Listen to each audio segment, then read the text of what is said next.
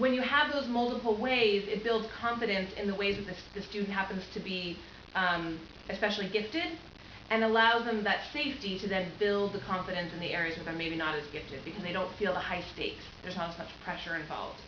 And in this process of gathering evidence, I, as the teacher, provide back to the student, again involving them, meaningful and clear, precise feedback. So it's not like, well, why did I get a B? They don't necessarily know. It's more that, I have a very clear rubric that says you need to, these are the places where you are strong, and these are the places you can improve. And so not only am I gathering evidence based on what they gave me, but I'm also providing back to them evidence for ways that they can improve. Part of that student involvement piece. Let's see. The next step is analysis of data. I look at everything. I see how students did. I see the data, and I look for patterns.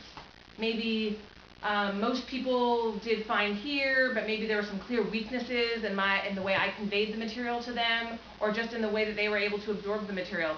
And so then I can take that information, that data, and this is the key here, modify and make and implement changes in the classroom and in my future assessments, with not only with that class, but in future years I can change the way I assess in the first place. And that's the key. What's the point in getting all the data if you're not actually going to use it to make changes?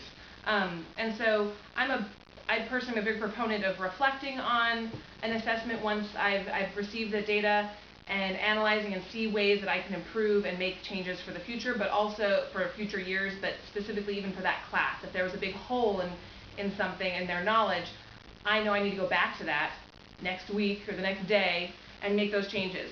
And one of the other ways I help with the modifications and make changes part is that I provide clear rubrics for my students. And they, like for an essay, for example, it looks the same, like the rubric looks almost the same every single essay. The only changes are topical, or subject-based.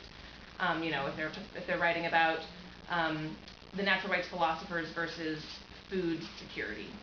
So that's the only thing that would be changing. But they can take their information, say they struggle with topic sentences, they can see that.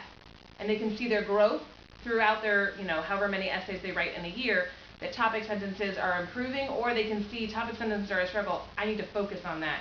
Or I'm really good at getting details and doing research, but I need to work on explaining that research and the analysis of that research. And they can see that clear growth over time, and so that they too can make those changes. It's not just about me making changes, but it's also about them making changes. And again, that comes back to the student involvement piece.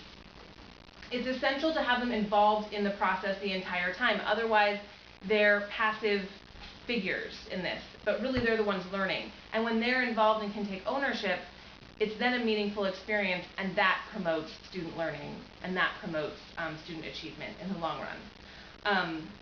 I hope this cycle made clear, and it just keeps going round and round. Again, always having the students' involvement in the middle. Yeah. Thanks for listening.